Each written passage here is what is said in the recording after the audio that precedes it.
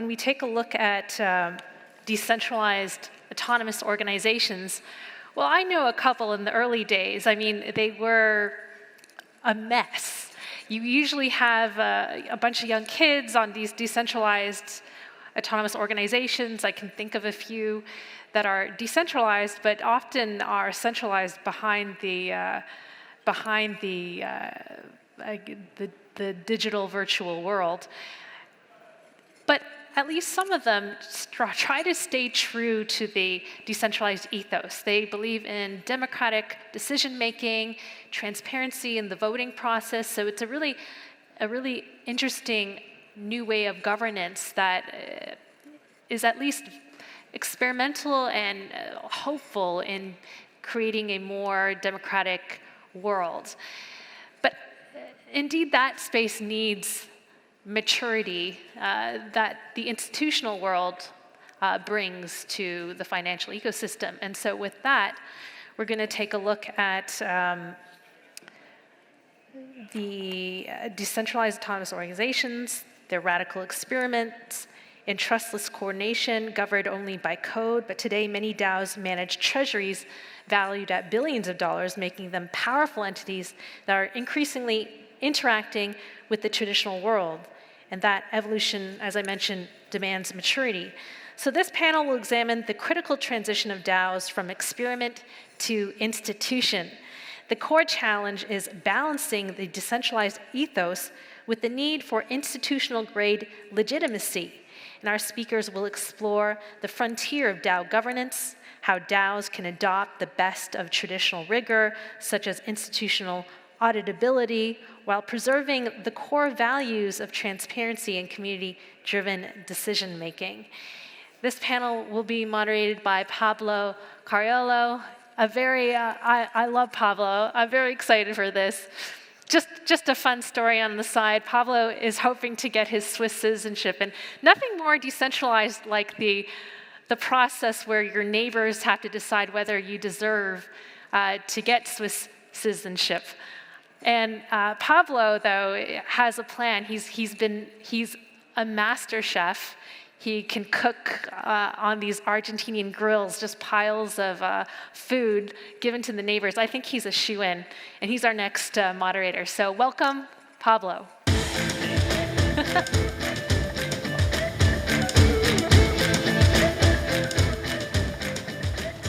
Hello, how's everybody doing? So today we're going to talk about DAOs, and beforehand, I would like to have some raised hands. How many people know what a DAO is? Oh, okay, we have a good knowledge of DAOs. We have an incredible panel today. We have Heinz Kunzet, from senior legal expert from the Government Office of Financial Market Innovation. We have Nicholas Biagosh, co-founder of Postera Capital and initiator of the Q Block protocol. And we have Evika Kuzmik, director and head of financial markets and digitalization for the Liechtenstein's Banker Association. So first of all, I'd like you to introduce yourselves a little bit. Heinz?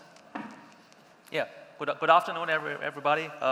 Coming from the Financial Market Authority to the banking division side, to the Office for Digital Innovation, and working on a DAO project in Liechtenstein. Cool. Thank you. Thank you. My name is Nicholas Biergers. Hello, everybody. I'm a co-founder of Q Protocol, and we combine algorithmic decentralized governance with judgment, human judgment, also in a decentralized way. Hello, everyone. Very good to be here. Thanks for the invite. I'm working for the Liechtenstein Bankers Association, and I'm also on a side doing a research doctorate on decentralized autonomous organizations. So very excited to be speaking today about this. Excellent. So here we have two people who are doing research. I'm doing my PhD also on DAOs. And the reason I'm doing the PhD is because once I heard of DAOs, I was totally fascinated by the concept. One of the main issues that I had is that we're going into a digitized world with organizational structures from the last century. And if we add AI to the mix, we're getting farther away from a real way to manage these news organizations. And I fully believe that DAOs are the way forward in the new digitized world. So I want you each to share a little bit what brings you your passion about DAOs? And maybe we could start from Enrica this way.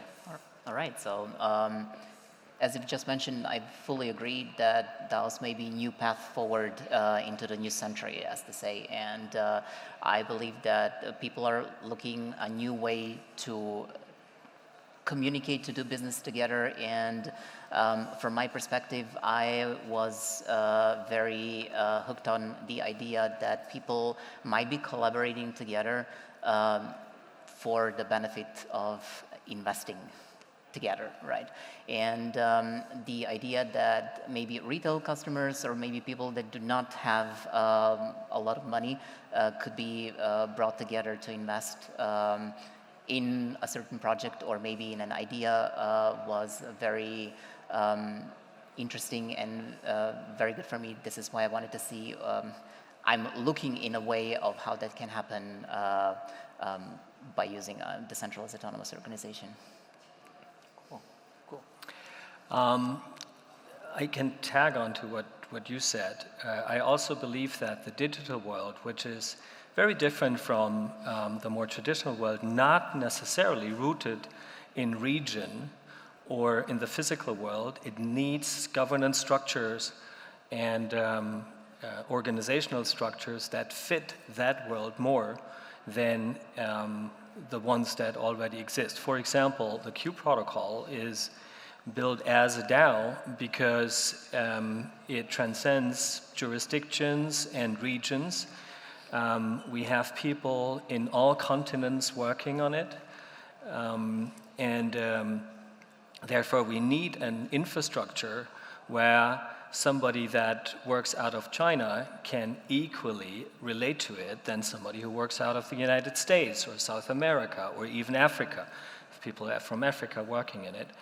And I think that it's only natural for the digital world, especially in the advent of AI, that where you don't have any relation to the physical world, to the region, to have new organizational structures. And that's what's driving me in towards DAOs.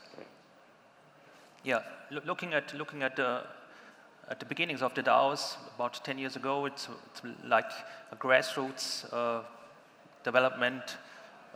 Democracy is a main part. Doing it on the blockchain, supported by smart contracts, that every voting member and voting rights member can do a firm entity and to cooperate with others without any borders. So that's impressive. And looking at the numbers from DAOs, which is about, that's a little bit difficult because they don't have to register at all, about more than 50,000 with more than 30 billion capital on the DAOs, and it's increasing a lot the last years. Then it's impressive as well. I totally agree. It's interesting because here you have all sort of aspects. In terms of what we're doing with DAOs, we're going for the social aspects of DAOs. Like we have 2 projects in Latin America helping poor communities that one of the communities, they're claiming their carbon credits, and the carbon credits are distributed to the community through a DAO. And then the interesting concept is that eliminates the corruption that normally occurs in the normal structure that they use, like their association. And I really realized that when I was there in Lençóis, which is in the middle of nowhere, and the people says, so nobody has access to our money. Only when we work as, forest rangers, confirming that the trees have not been cut, we receive automatically the money. And for them, it was a total game changer. They didn't have to understand how it worked, what for them, it was important that nobody had access to their money, not even the president of the association. And I think this is something that we're not looking that much into. We look more into the financial DAOs, but the spectrum of what can be done is absolutely incredible. And one of the main issues that we have in terms of DAOs is the regulatory framework. And today, you heard it here in Token Summit, we have some news on that, don't we, Heinz? Yeah, we have some. We're working on the DAO project now quite a while, and we got a government approval to work on a concept to implement and regulate DAOs in Liechtenstein as a part of the person and company law, and to integrate DAOs with the governance topics, AML topics, of course, liability topics, in the legal regulation and laws in Liechtenstein. So we are working on this. I think we are the first in line in Europe. There are quite a few regulations worldwide, like Wyoming, Vermont in USA, Cayman, and Hawaii. But I think we're doing this in Europe now, supported by the European Commission. That's to highlight. And we try to implement liable and good valid regulation in Liechtenstein based on the TBTG, of course, but as a part of the person and company law. That's part of the project we are working on. So, hopefully very soon, Liechtenstein will add to the TBTG framework a DAO component. And I think that's very relevant because it has been one of the main issues, I think, in terms of DAOs. Yeah, maybe to add one important thing, only one, that's needed, because without legal clarity, without a legal entity registered in the commercial register, a DAO is a DAO and cannot operate in Europe. A legal entity which is recognized in a member states has to be recognized in other member states. That's part of the European law, and we need a legal clarity, a legal entity registered in a member state in the European Commission or European Economic Area to operate as a legal entity. So that's key. Yeah, and that goes a little bit in line because you're actually researching this aspect in terms of financial markets and digitalization and how DAOs would be implemented. So how do you see, now we would have a framework in Liechtenstein, but currently, how do you see DAOs interacting with MiCAR and DORA? Well, the moment we start managing money, right, it becomes very, it's not a complicated, but it's a challenging issue because you would have to comply with all the relevant regulation, not only MiCAR and DORA, but also with the financial market regulation like MiFID, and you would need to have right protections in place for a customer who wishes to invest into a certain project, right? And I guess operating outside of operating without a legal entity would be a challenge because the moment you're operating as a group of people, you are, we've seen this, you've been legally classified as a partnership, and that includes unlimited liability for everyone participating in the system. And having a legal entity would reduce the liability. At least we would have a reduction in liability, and then we will have to work on implementing the rest of the regulation, like the financial market regulation.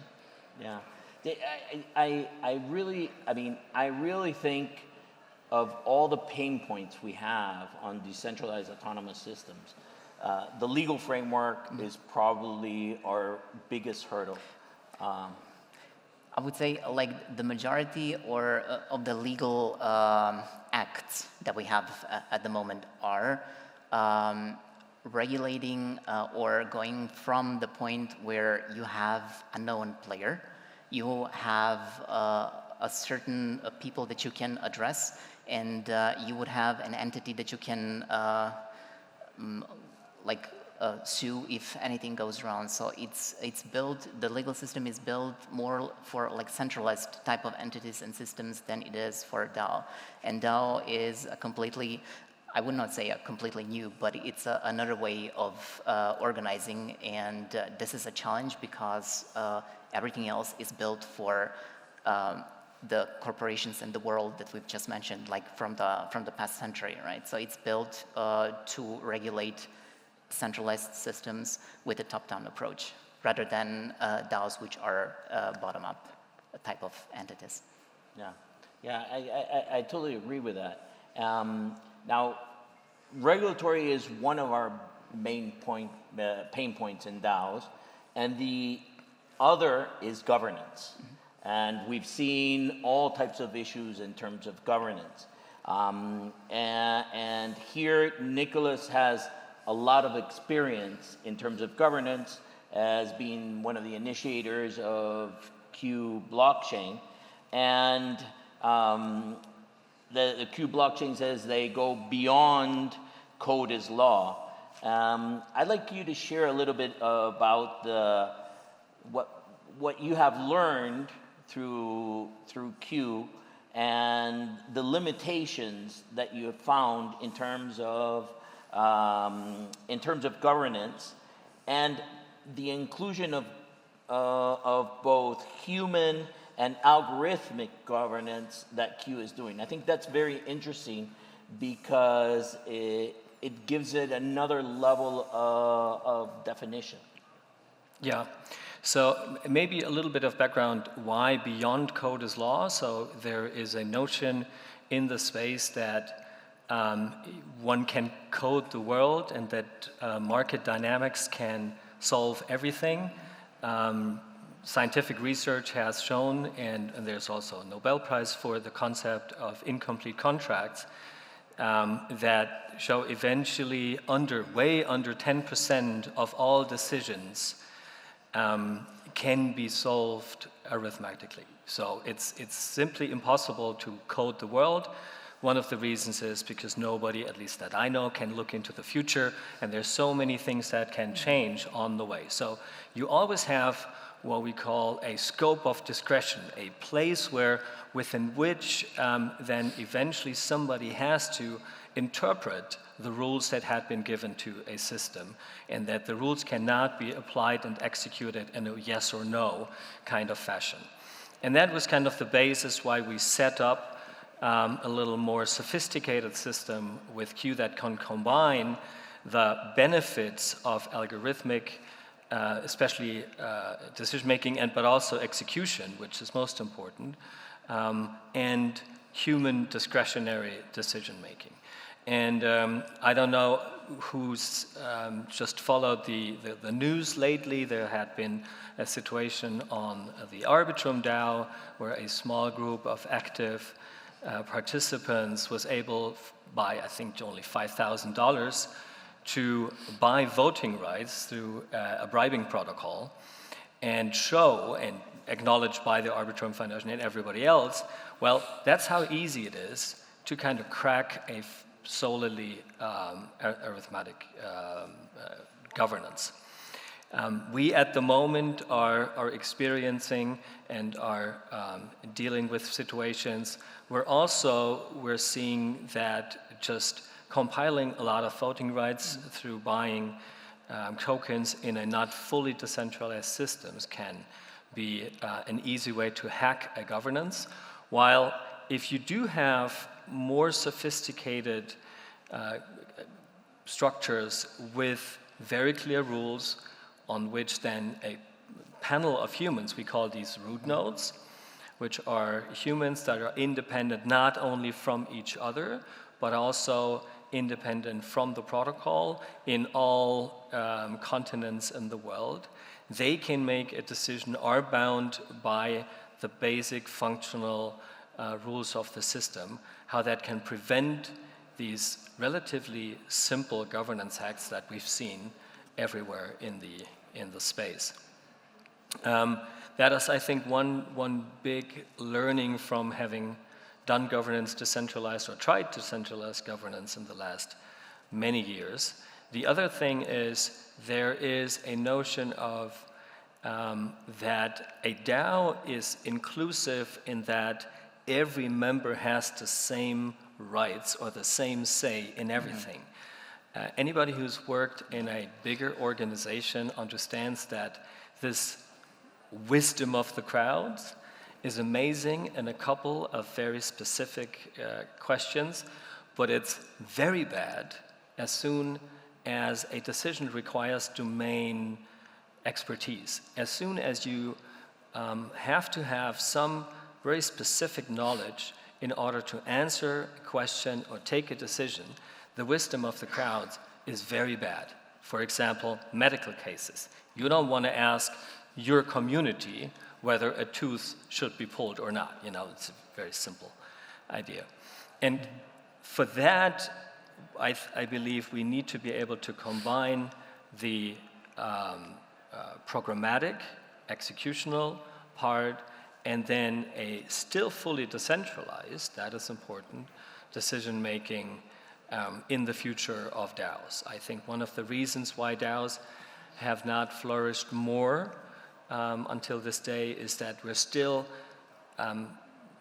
trying to find like this little better way of doing what we can programmatically, where we should just keep it as it is, use it as a tool, and enhance it with other things that are needed. Yeah, I agree. You were going to say something. Yeah, I second that. But I have to mention that a blockchain can solve governance topics. So, what we have to address then for DAOs to get them in line with the regulation is, of course, governance. That's a main topic. But with AML topics, liability topics, tax issues topics, I think we cannot operate with a fully digital DAO.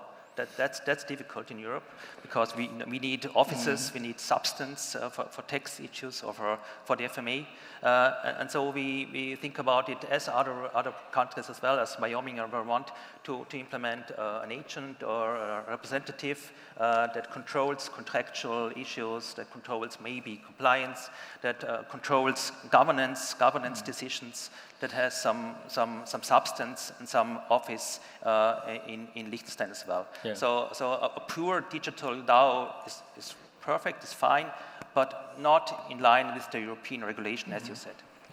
Yeah, I totally agree with you. I think what we're starting to see now in terms of DAOs is the evolution from that concept of totally anonymous concept to an actual implementable institution that works with the real world. And I think that bridge between those two places is going to be evolving. I don't think that the concept of DAO that Buterin came up with is the one that we're going to be implementing. But I think that's very interesting how we've evolved in these last 10 years to actually, at the institutional level, starting to think is we can actually implement a DAO that has a legal structure and can operate with the real world.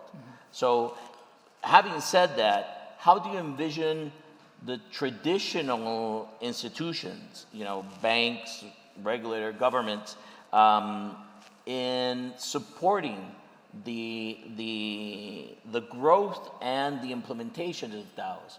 considering that they don't need to only be financial, but also maybe for social impact?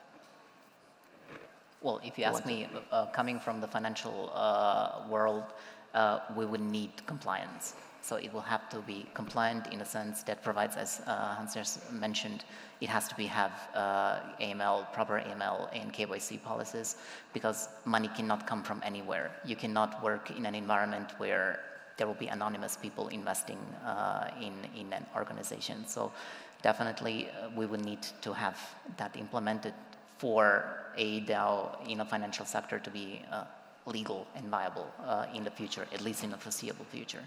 When it comes to support from the banks, I have that banks and like financial institutions, they have immense experience in compliance area. So this is where they can contribute best. I guess people coming from the technology or from the DAO world can support this by offering cost efficiency in certain models and maybe reducing the decision-making, the costs of the decision-making process and the cost of doing business, something that could be done on blockchain.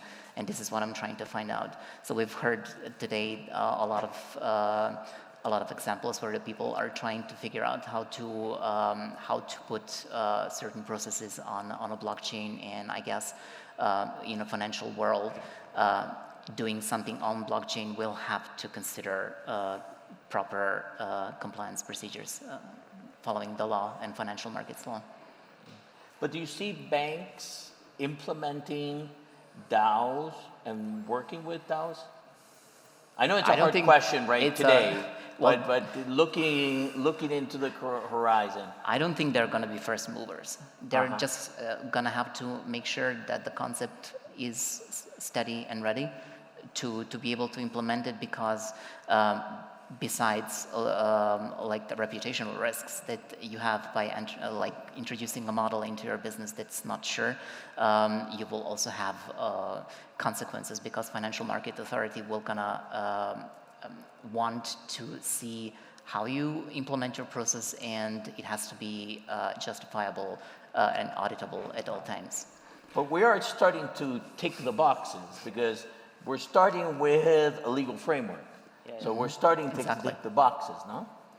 Don't you agree that the path has started to the legal application of DAOs in the framework, no? And yes, step by step. Yes. The DAO is coming from the social and cultural side, so it's a good European attitude, I think, here. For DAOs, step by step, the application for financial market regulation is a step more. But if the DAO has a legal entity and is registered in the commercial register, for instance, then it's no problem for a bank to have a DAO. That's no problem. It's a little bit step more than a bank is a DAO. That's envision. Yeah, that's envision. Why not? Why not? Because it's fully programmable, immutable. It's documented, and yeah, why not? That's envision. We have to. I like that vision. Yeah. I like that vision. I think a DAO that's actually a bank and it's fully regulated, owned by the people, for the people, and as we say, I think it'd be a very interesting concept. What about you? Yeah, I would like to maybe have a little different perspective on that. I don't believe that current institution will adopt DAOs quickly or in broad scale, and I believe the reason is simply because the benefits for them are too incremental. The current systems are working good enough.